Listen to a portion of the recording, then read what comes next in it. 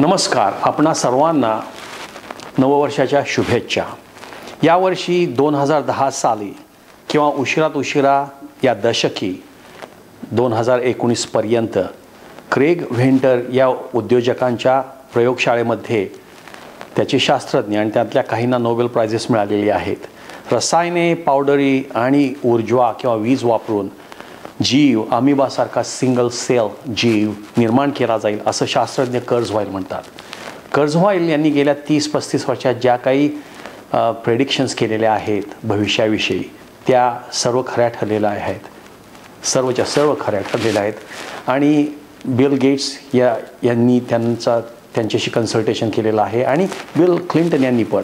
एका बाजूला हवामानात बदल, अतिरेक्यांच्या हालचालीत प्रचंड वाढ आणि दुसऱ्या बाजूला माणूस हा देवपणाच्या पहिल्या टप्प्याला पोचतो आहे. केवढी ही करामत. गेल्या वर्षी मला श्री सुशीलकुमारजी शिंदे व श्री रामदासजी फुटाणे यांच्या भेटीचा योग कोल्हापुरात आला. त्यांचे जे हे कार्य आहे मराठी मनाचा प्रवास हे फार चांगलं कार्य आहे असे माझे मत आहे. आणि ते मेहनती आहेत आणि त्यांचं मन पण मोठं आहे या संबंधात. आणि हा सुशीलकुमारजींचा भाग आहे असे समजते. आणि आज सोलापूरला हा प्रवास आलेला आहे, त्याचा आनंद वाटत आहे. आपल्याला एक छोटी गोष्ट सांगतो.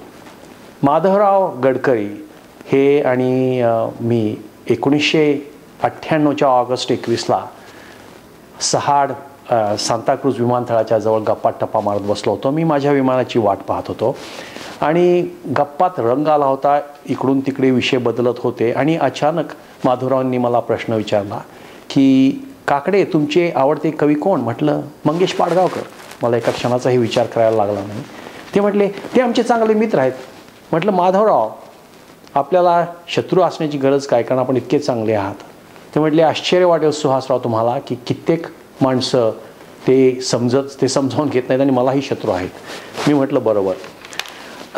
आज हा जो सोलापूरला येण्याचा माझा योग होता तो न जमल्यामुळे आपण समजावून घेत आहात आणि मला या दृष्टीनं माफ करत आहात याबद्दल हार्दिक धन्यवाद.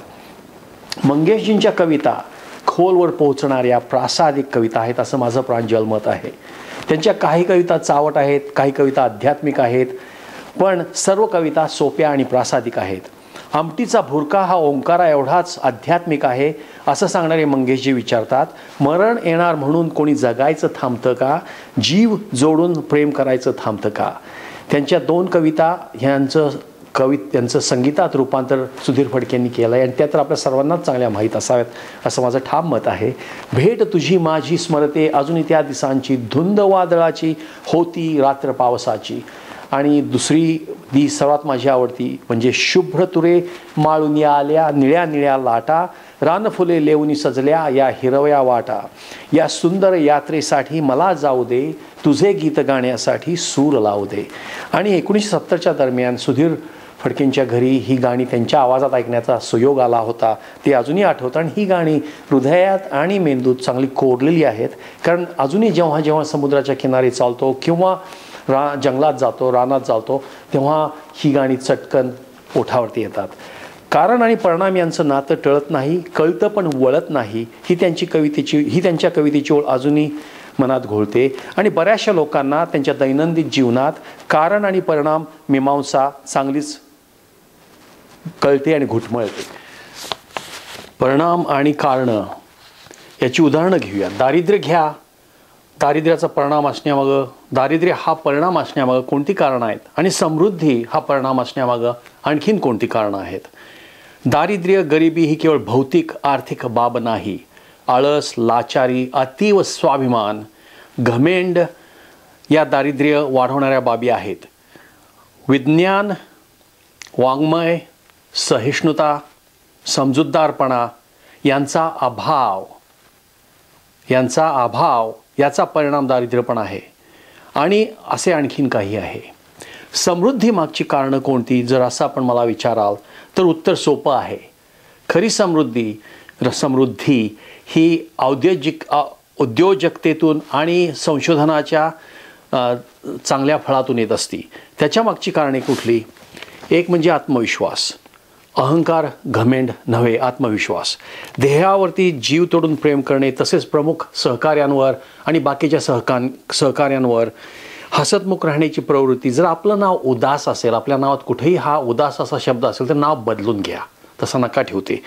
औत्सुक्य म्हणजे क्युरिओसिटी, सत्यशोधक, संशोधक मनोवृत्ती, fact finding. What is right, not who is right. What is right, not who is right. स्वतःचा अहंकार इथं का असा ठेवायचा नाही की त्यामुळं what is right is not accepted. सर्व समावेशक वृत्ती आणि चुकीचे संबंध हळूवार तोडण्याची कुवत, कमालीची मेहनत. यातील काही कारणं आणि परिणाम यांचं नातं मला कळतं पण अजूनही वळत नाही. त्यामुळे उद्योजकतेच्या प्रकारात यशाचे प्रमाण कमी आहे. त्यावर उपाय असा की रिफ्लेक्शन करेक्शन, कायम चांगल्या पद्धतीची सवय ठेवणे.